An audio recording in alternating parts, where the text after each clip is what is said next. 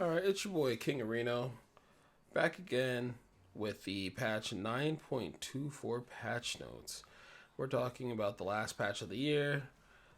They've added Aphelios, new champion to the Rift, as well as some changes to champions that are really, really strong, champions that needed to be worked on, needed to be nerfed, things like that. So this is like the patch highlights. Holy smoke, that's a lot of skins. So you have Aphelios, Nightbringer Aphelios, Nightbringer Lee Sin, Nightbringer Lee Sin Prestige Edition, Nightbringer Vladimir, Dawnbringer Nidalee, Dawnbringer Karma, Dawnbringer Soraka, Nightbringer Soraka, Hex Swain. We in here. That skin's about to be fire. You already know. Sugar Rush Zillion, Ziggs, Braum, and Evelyn. That's a decent number of skins. Jeez Louise. One, two. Well, I guess I really won't count that one. 1, 2, 3, 4, 5, 6, 7, 8, 9, 10, 11, 12. 12 skins on one patch. Oh, is it one patch or is it? I guess it's over two patches. So they'll do the first one and then that's fair. Aphelios, he is the new champion. I might do a champion review on Aphelios just to figure out whether we like him or not. I'm not 100% sure just yet, but Aphelios looks like a very, very interesting champion. And I watched the champion spotlight, and we'll figure out whether he's a good AD carry or whether he's going to be playing in like the mid lane or whatever. Akali, uh, remove the hitbox behind Akali so her Q only goes forward. Q minions and monster damage decrease. So they're lowering it from 33 bonus damage to 25, which just means that she's gonna do a little less damage, but realistically she's still just gonna like two-shot a wave. I don't know if that's enough when she built enough AP. I don't know if that's enough for her to like kill. I don't know if that's enough for her to kill the backline with one wave of one, like with one shuriken hit, and then the front line with two. And I think the reason why they removed the rear hitbox is because what she would normally do is walk a little bit in front of or a little bit behind the minions, hit her Q, and then walk behind, and it would deal the damage like around her character model as well as clear the front ones. So this is just gonna make it so if she's standing on top or in front of the minion wave, she's just gonna have to position better to clear. We have a Moo. Q cooldown decreased early. So it's 12, 11, 10, 9, 8 to 10, 9.5. Oh, but it goes back to 8. I feel like if this went from 10 to like 6, if this went from like 10 to 6, and then 40% CDR got it down to like 4.4 or something like that'd be sick. But with 40%, this only gets it down to like 5.5 or 5.4 or whatever that 40% is. 40 because you don't normally run the 45% CDR on a Mumu, so it'll be like a little bit more helpful. But this might be one of those things where it just depends on what you're maxing, what you're building. I know if you're going tank Amumu, most tank Amumu players max E, then W, then Q. Whereas more AP Amumu players max Q, then W, then E. So it's good for AP Amumu because your Q's up more frequently. But realistically, I mean, the sweet spot are like levels 1 and 2 because it's up way earlier than it was before. But once you get to like level 9, or so it'd be levels 1, 3, or 1, 4, 5, and 7, and 9? Yeah, no, just so like those early levels, that's really the ones that matter. And I don't know. I don't think this is the buff Amumu needs to really get back in the meta. He needs some stat changes. He gets a few stat changes and he'll be okay. Braum. Base health per level and health regen increase. W cooldown decrease. Cost flattened. Resistance ratios to allies and self flattened. Our base damage increased later and knock up now lasts longer. Holy smokes. So basically, they said the last time we saw Braum be prevalent in the meta was season like 6, and they kind of like want to have Braum come back into it and be a little bit more prevalent. So that makes sense. We're looking at his.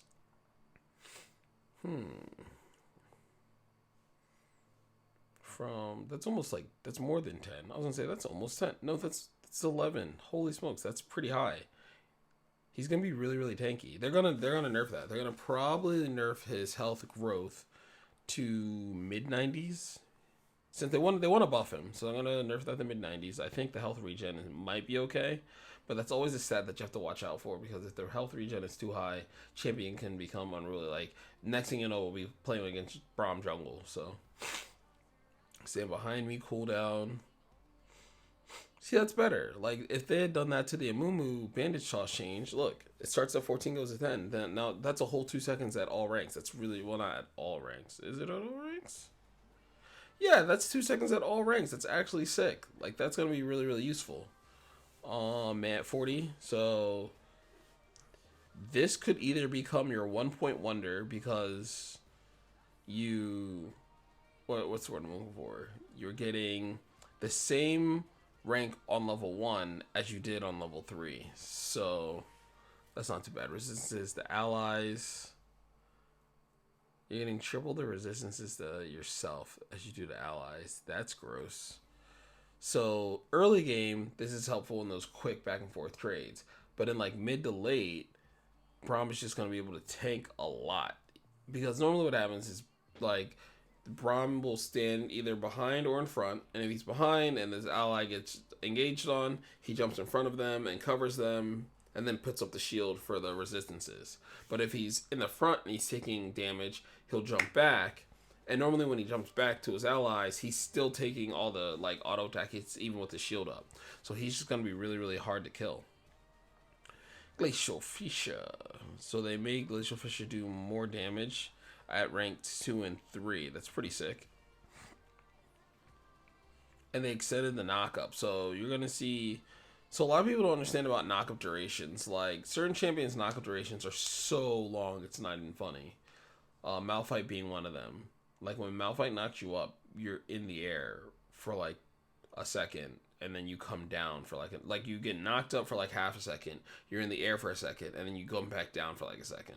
That's why Yasuo can like wait a whole day and a half before he has to ult you. So with this, you're looking at probably a super long knockup duration compared to the 0.5 seconds, 0.25 seconds. Diana's getting a full-blown rework, but from my understanding, what they're doing is they're bringing down her AP ratios. They're swapping her R and her E, also making it like weaker because it's no longer her ultimate, and it's gonna have lower base damage, lower scaling because it's gonna be up more frequently, and you'll get access. You can get access to it as early as level 1 or 2 or 3. And then they're changing her E, putting it on her ult, and then she's gonna be able to do this like detonation thing where she blows up and detonates her ult.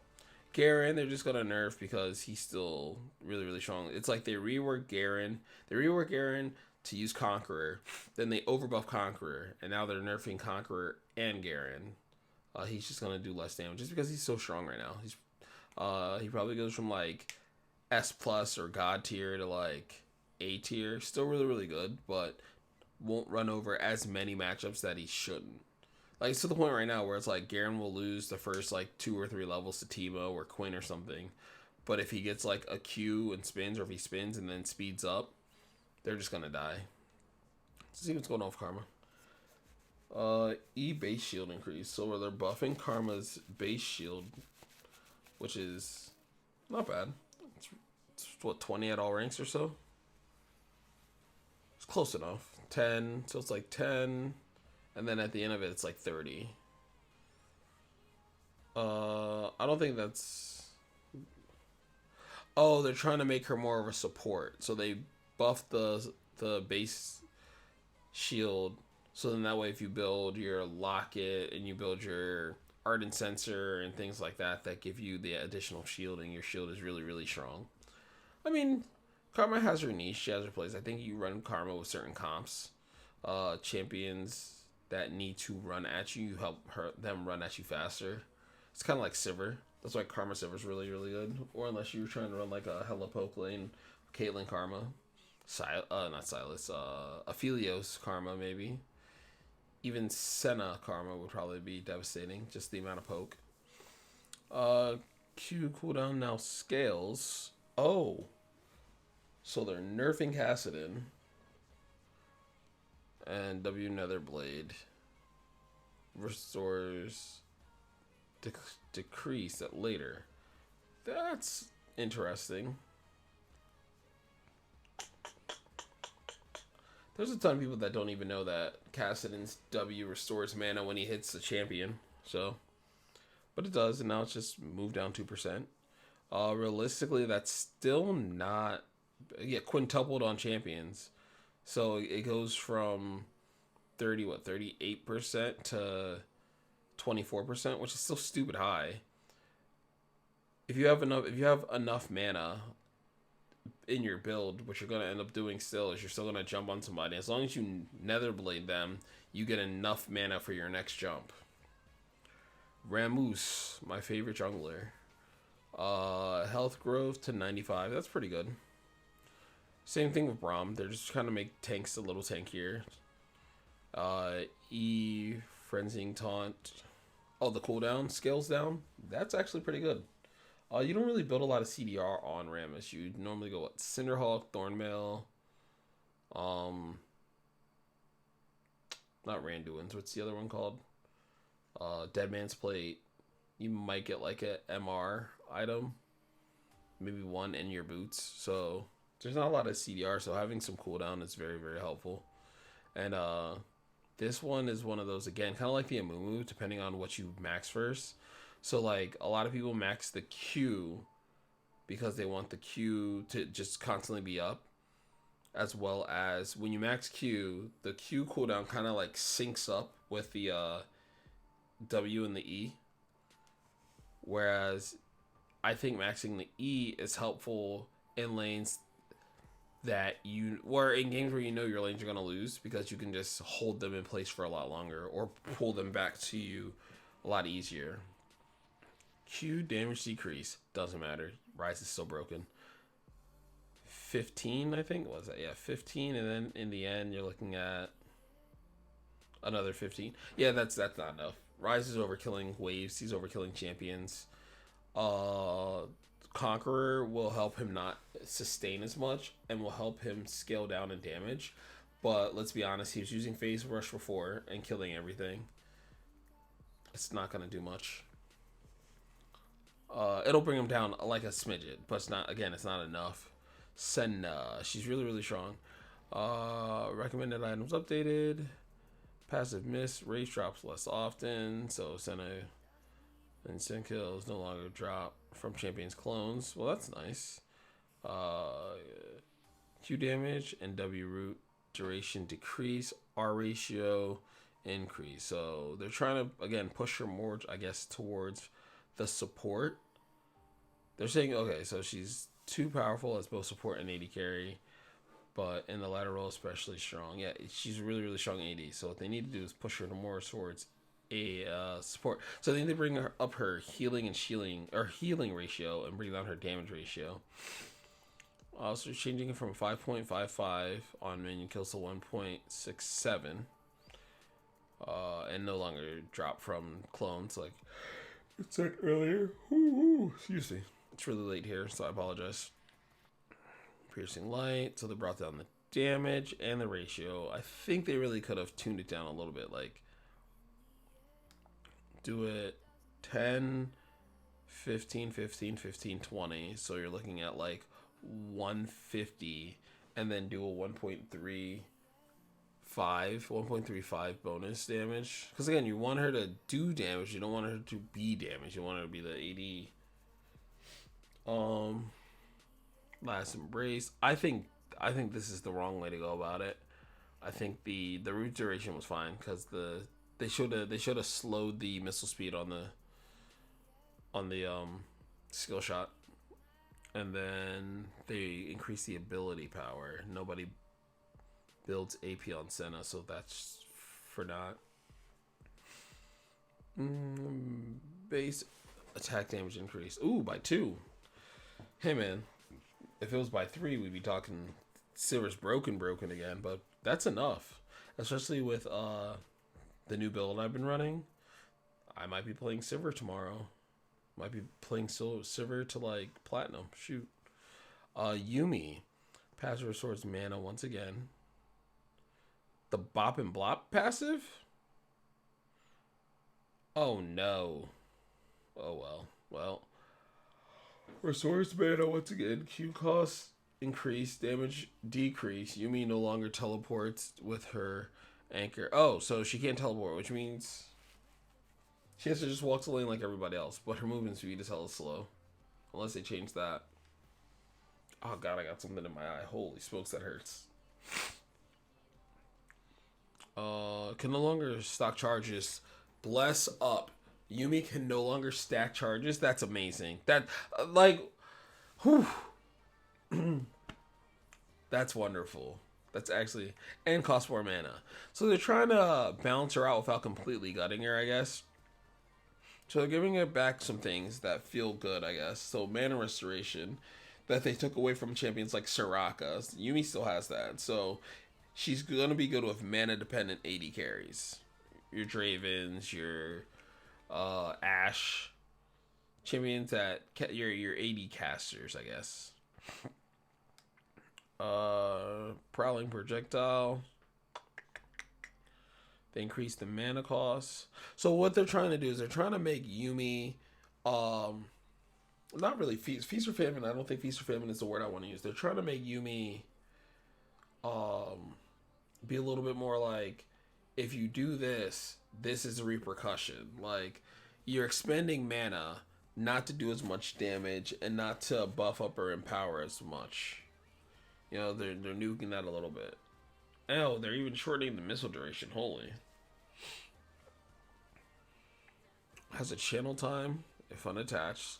So, and they're adding counterplay. That's cool. So you add counterplay, you make it so she's not like completely intargetable and you can be a little bit more aggressive in playing into Yumi and beating her. And then Zoomies. Oh, Zoomies gives you attack speed. So you should probably no longer start shores. Increase heal. Wait. It still heals though. And the heal is better. Wait, what? The heal is like way better. So now I'm trying to think. If she has like Garen, I feel like Garen Yumi's still gonna be like broken as hell now. Maybe I'm tripping. She just stays on Garen, she'll be fine. She doesn't bring over as much adaptive, I guess, but I think that's pretty cool. 15%, that's move speed, but doesn't decay, whereas this one decayed over like 1 second. Lux is just getting visual updates, which isn't really too bad. I want to see it in game. I should like run a, what's the name of the thing? The practice tool. Conqueror. Buff duration decrease, heal from ranged champions decrease. We all saw the Conqueror changes coming.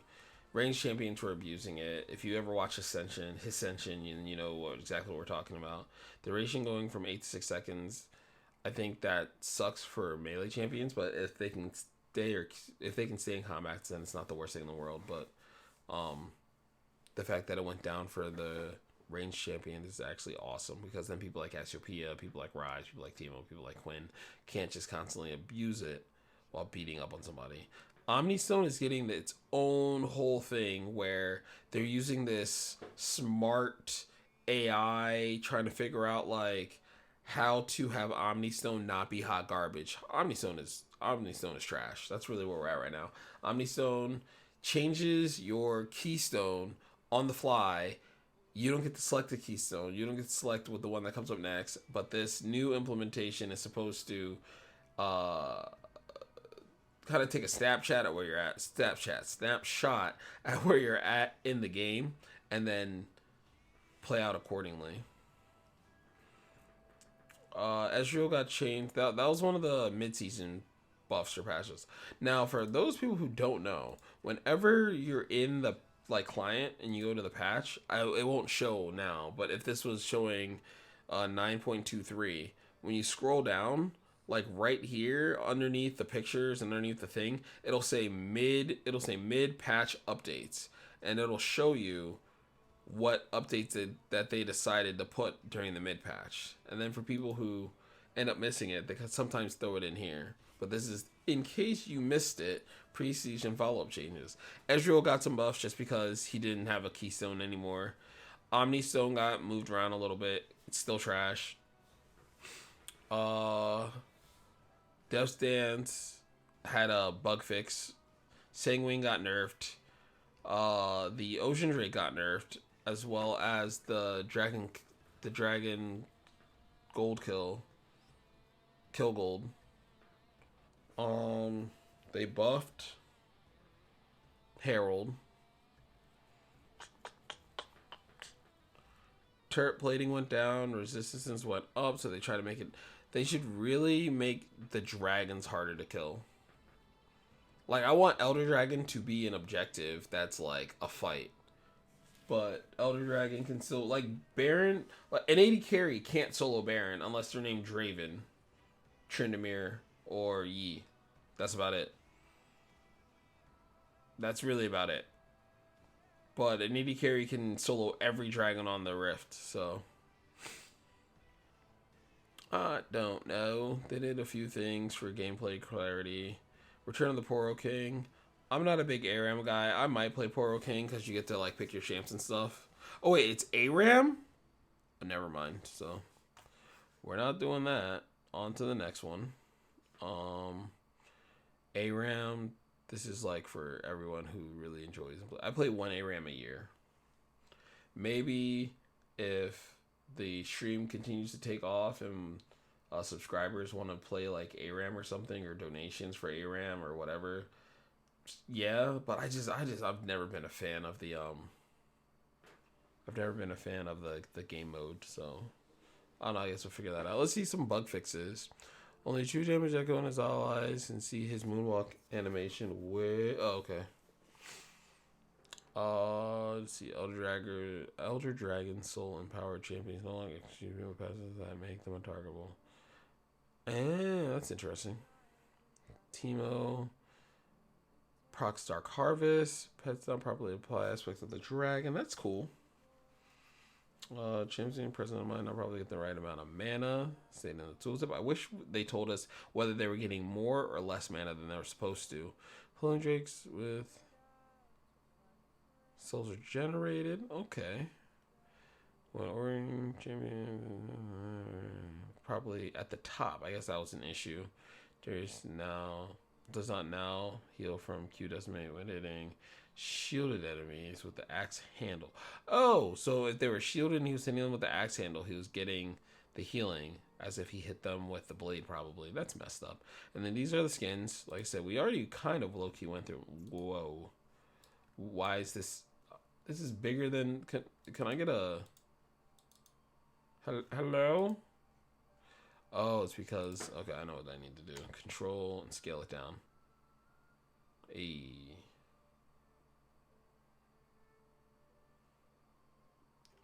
I can always just make myself smaller. So that way we can look at the skin here. Wait, can I just hit next? Will that work? Nope. Unlucky. Karma. Nidali, which a lot of people, especially that GBay99 guy, make it rhyme guy, have been having a lot of success with that Nidali top. Dawnbringer Soraka.